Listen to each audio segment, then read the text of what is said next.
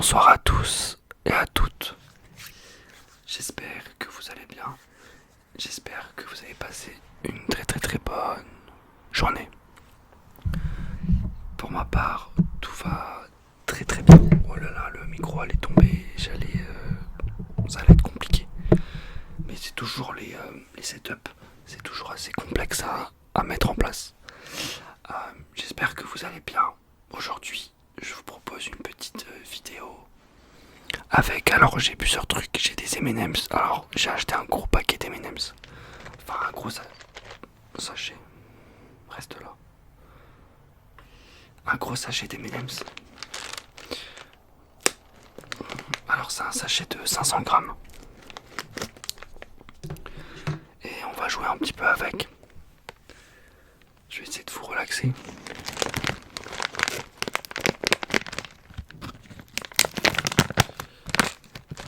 Je sais pas si vous aimez bien les M&M's. Dites-moi dans les commentaires si vous aimez bien les M&M's.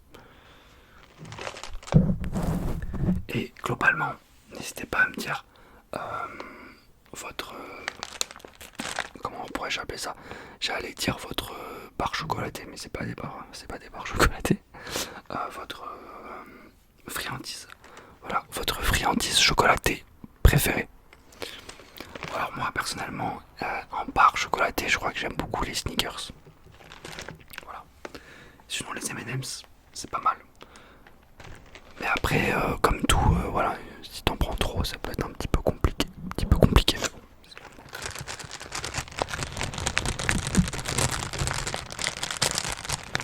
Allez, essayez de vous relaxer en ma compagnie.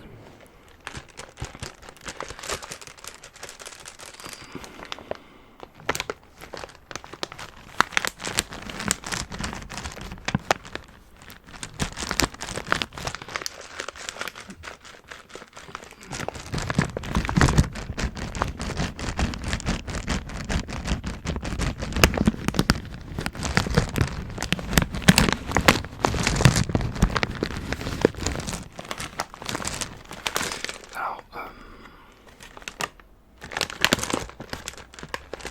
j'ai pas envie de vous montrer parce que tout va tomber, mais on va en prendre. Forcément, il y en a qui sont tombés. Je vais le ramasser parce que sinon, je vais oublier. Vous connaissez, je vais oublier sinon. Alors, ils sont juste là.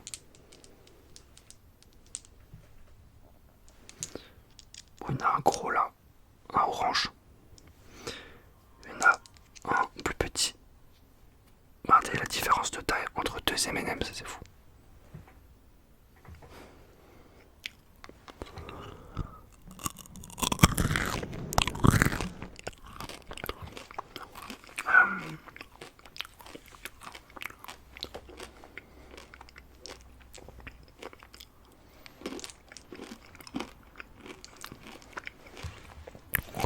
En même temps, on va parler puisque, en fait, je suis allé en Corse pendant une semaine.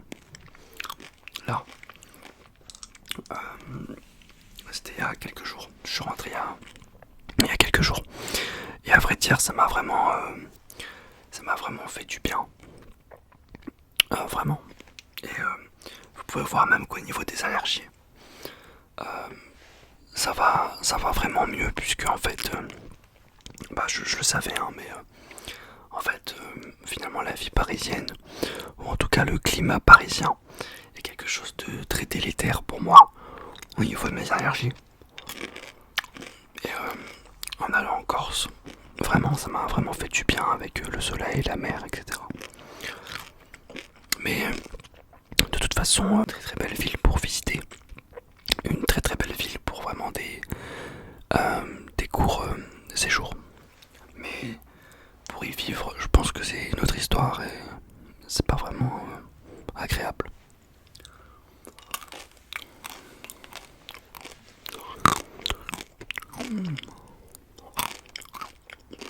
Je sais pas s'il y a des gens qui ont pas mal d'énergie comme moi et qui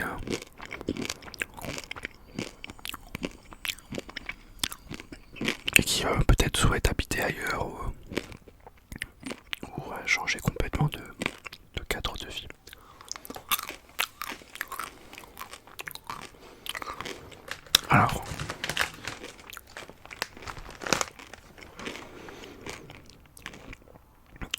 voir un petit peu les ingrédients, si ça vous dérange pas. Alors, il y a tellement d'ingrédients que ça va être compliqué. On a donc du sucre, étonnant, cacahuètes, pâte de cacao, lait entier en poudre, beurre de cacao, amidon, matière grasse de palme, sirop de glucose, lait écrémé en poudre, émulsifiant, ok, stabilisant, ok, matière grasse de karité, oula d'accord, je pensais qu'il y avait que l'huile de karité, mais d'accord. Alors là il y a des choses après, huile de palme, ah ouais, ah bon, bien sûr, sel, arôme, d'accord, ouais, après t'as des colorants, bien sûr, etc. D'accord.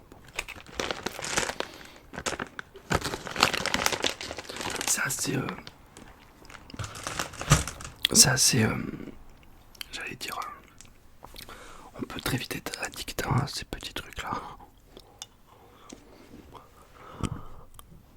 Je sais qu'il y a des gens qui aiment pas trop quand je fais des bruits de bouche, mais bon. J'essaie d'en faire un peu.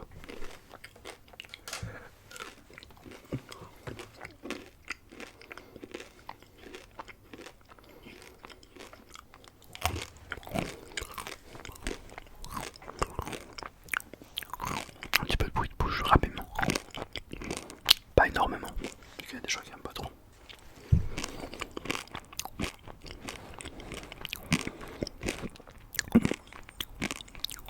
En parlant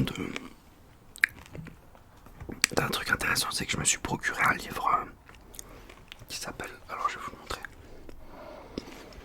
Alors, recettes sans gluten ni laitage, puisque forcément vous savez, l'alimentation a un rôle primordial. Primordial. Et donc, j'ai essayé, voilà, en tout cas j'essaye de vraiment réduire tout ce qui est gluten, tout ce qui est laitage, etc. Même sucre, alors là je prends, mais c'est assez rare. Je dois vraiment arrêter puisque moi, je ne fume pas, je ne bois pas, mais par contre le sucre c'est assez compliqué pour moi d'arrêter. Donc j'essaye, mais bon, vous pouvez le voir, c'est un petit peu compliqué. Et donc j'essaie vraiment de faire attention. En plus, forcément, en fait, on est plutôt jeune, entre guillemets, même si j'ai 26 ans, mais voilà, il faut commencer à faire vraiment attention, je trouve. Alors, je vais vous lire un petit peu. Si vous retrouvez la santé pour guérir d'une maladie auto-immune, mais vous savez que moi j'ai une maladie justement auto-immune, notamment au niveau des yeux. C'est une maladie auto-immune, donc ça c'est intéressant pour moi. Voilà, puisque comme vous le savez, j'avais fait une vidéo dessus, j'ai une kératoconjonctivite vernale. C'est une maladie assez rare. Je crois que j'ai jamais vu personne en avoir, donc si dans les commentaires quelqu'un a une kératoconjonctivite vernale, qui me le fait savoir. Alors, si pour retrouver la santé, pour guérir d'une maladie auto-immune, nous étions obligés de supprimer de notre alimentation les laitages et les céréales à gluten, ce serait peut-être ressenti par la plupart d'entre nous comme faire le deuil d'un bon repas. D'accord, c'est vrai, c'est ça le problème en fait, c'est qu'on a l'impression que si on enlève le laitage et le gluten, et bah finalement on peut pas manger des choses correctes. Mais finalement si on peut quand même, donc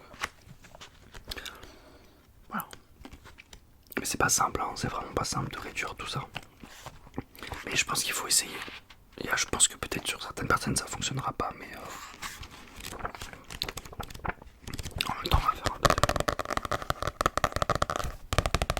D'ailleurs il y a un livre que ma soeur m'a acheté. Et je vais vous faire une vidéo dessus.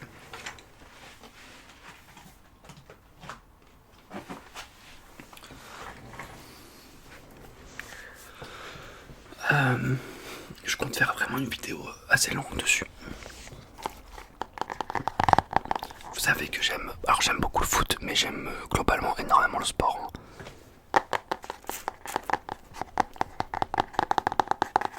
Et là, elle m'a offert un très joli livre Alors, les 100 histoires de légende du Tour de France avec notre ami Gérard Holtz. Alors, il y a des gens qui aiment Gérard Holtz, qui aimaient puisqu'il n'est plus... enfin, il est toujours en vie, mais en tout cas, il n'est plus comme présentateur. C'était le présentateur du Tour de France. Ou l'animateur, pardon. Et à vrai dire, je l'ai même pas lu le livre parce que je vous attendais en fait. Voilà, on a des très très belles images. Je vais pas vous lire le livre parce que je vais faire une vidéo complète. Mais je peux vous lire en tout cas. Hop. Ah sympa, ils ont vraiment fait une collection, je savais pas du tout, mais il y a vraiment une collection entière. Sympa, je prendrai peut-être un autre livre comme ça. Les 100 histoires de légende du sport français. Sympa. Là on a sur du rugby, on a sur le sport féminin. Les 100 histoires de légende du vélo. 100 histoires des Jeux Olympiques. Ah sympa. Sympa. Le football ça m'intéresse pas puisque je connais bien. Mais sinon les Jeux Olympiques ça m'intéresse. Et d'ailleurs vous aurez la vidéo foot du Paris Saint-Germain. Je le ferai avant la finale. Une petite rétrospective de ce que je pense ou ce que j'ai pensé de la saison historique du Paris Saint-Germain. Merci à Mbappé d'être parti. Alors, des coureurs tricheurs qui prennent le train pour arriver plus vite. Le peloton qui décide de se baigner dans la Méditerranée un jour de canicule. Du POC, un favori du Tour, empoisonné en course pendant un ravitaillement. Des gloires flamboyantes au destin brisé, des grandes affaires aux anecdotes les plus cocasses, des grands drames aux plus beaux exploits. Ce livre, écrit à l'occasion de la 100e édition de la Grande Boucle, résume 100 histoires du Tour de France qui ont enrichi à leur manière la légende de la grande et de la plus belle course cycliste du monde. Pardon. Bah c'est intéressant. Alors, le livre il coûte 20€. C'est assez cher mais en vrai franchement c'est une belle œuvre. C'est vraiment du beau. C'est du beau papier. Franchement le papier il est beau et les images sont. Bah je l'ai pas lu mais je pense que les images sont belles. En tout cas j'ai feuilleté vite fait quoi, on va dire. En vrai moi je me prendrais bien les 100 histoires des Jeux Olympiques. Ça m'intéresse bien.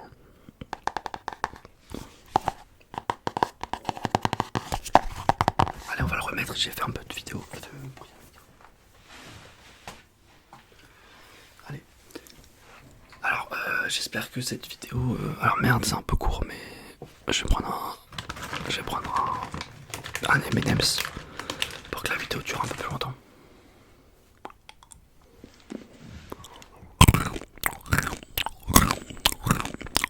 Voici une vidéo tranquillou.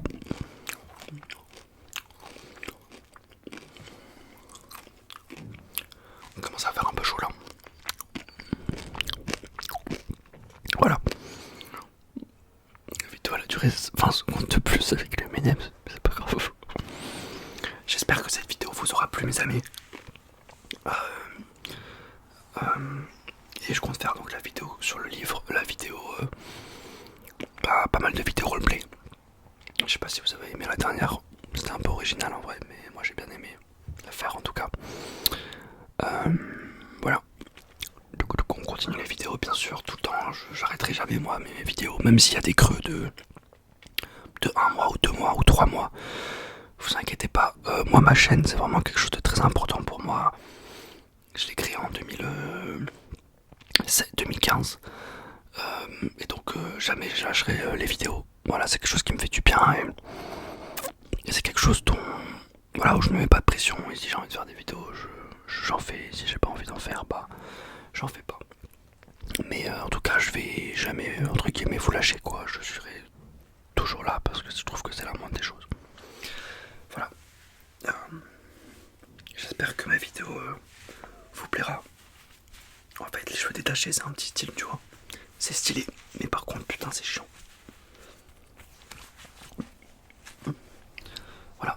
Et merde, je me suis foiré. Il y a le petit truc. Ah, c'est pas terrible. Et petite annonce également, je compte me couper les cheveux. Et ouais, je sais que c'est une annonce que vous attendez tous. Mais ouais, je vais me couper les cheveux là d'ici 2 mois. En fait, j'attends que ça repousse cette partie-là pour pouvoir faire une coupe classique. Vraiment, juste couper les cheveux mi-long, d'accord? Même sur les côtés mi-long, ça ne pas du tout de dégradé. Moi, je pense que c'est fini de dégradé.